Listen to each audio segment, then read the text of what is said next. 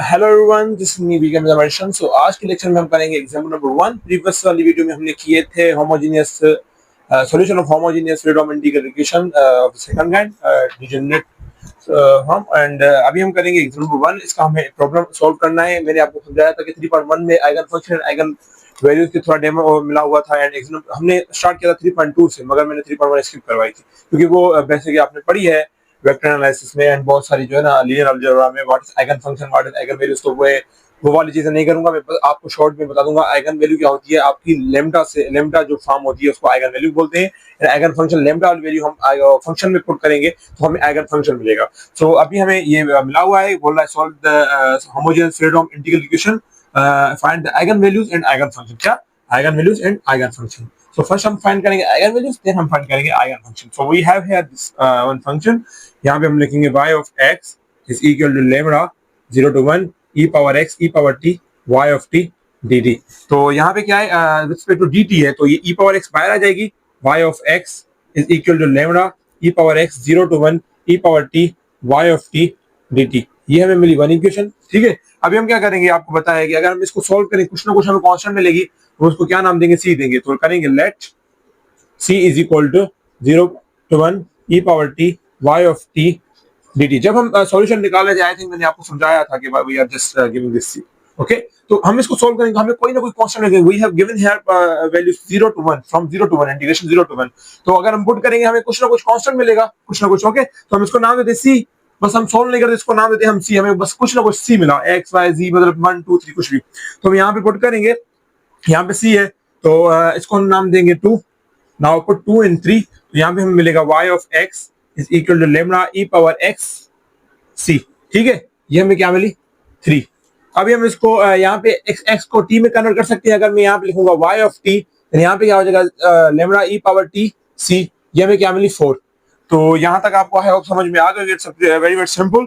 यहाँ पे हमें क्या मिला हुआ था, ये हमें इक्वेशन मिली, कोई भी इंटीग्रल फॉर्म मिली हुई है, उसको मैंने क्या किया e पावर x बाहर निकाला, उसके बाद हमने लेट लिया और उसके बाद लेट हमने पुट किया उस फंक्शन में, उस इक्वेशन में। तो यहाँ पे हमें क्या मिला, ये मिला y of t is equal to lambda e power t c। अब क्या करेंगे, हम इसको जाके किस में पुट करेंगे, इस 2 में। तो पुट 4 इक्वेशन इन 2। ठीक है, 2 पुट करेंगे जो हमें ये मिला हुआ है। तो यहाँ पे क्या है, c is equal to 0 to 1 e power t y of t में क्या मिली हुई है, lambda e power t c। ठीक है, ये dt c is equal to 0 to 1 lambda c e power 2t e power t dot e power t। अगर हम basis से में तो पावर क्या होते हैं, ऐड होते हैं। तो ये e पावर 2t मिला, ये dt lambda c बाहर आ जाएगा, c is equal to lambda c 0 to 1 e power 2t dt। c यहाँ आ जाएगा, ये कैंसिल आउट हो जाएगा, यहाँ पे 1 बचेगा। हम एफिशिएंट कर सकते हैं मगर हम सिंपलीफिकेशन करेंगे बिल्कुल।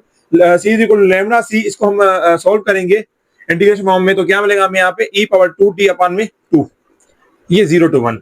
अगर हम इसको सॉल्व करें तो हमें क्या मिलेगा, c is equal to lambda c।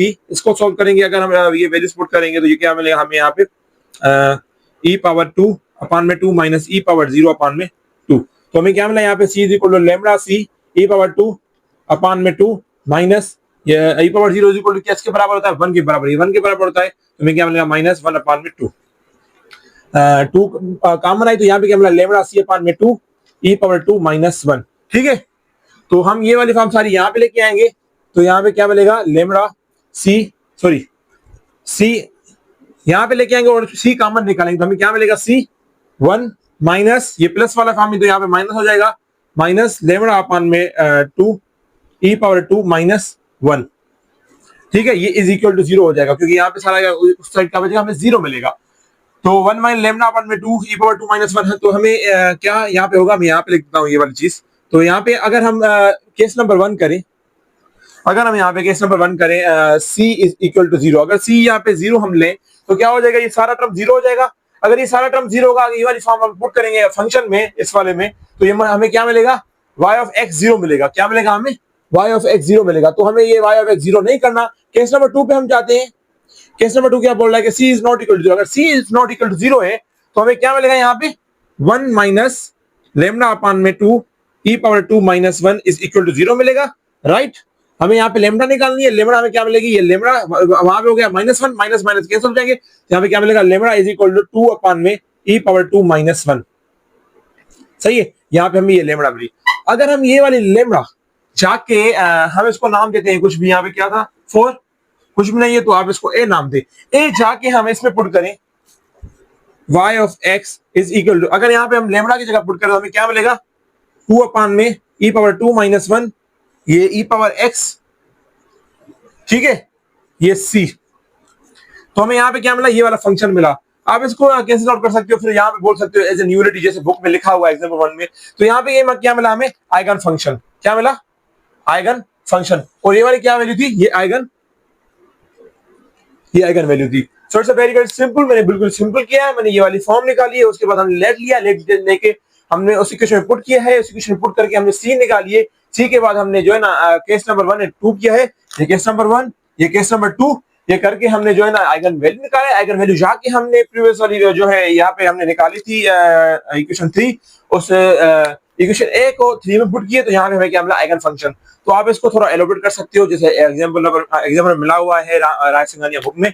तो that was all about from my side. So आपको कोई भी क्वेश्चन क्वेरी है आप पूछ सकते हो कमेंट बॉक्स में। तो हम नेक्स्ट वीडियो में जो है ना एग्जाम्पल नंबर 2 करेंगे, उसके बाद ऐसा ऐसा जो इजी होंगे वो नहीं करेंगे, जो हार्ड होंगे, टिपिकल होंगे, जो इंटीग्रेटिव फॉर्म में होंगे तो हम वो करेंगे। तो तब तक के लिए हम चलते हैं, खुदा हाफिज, बाय।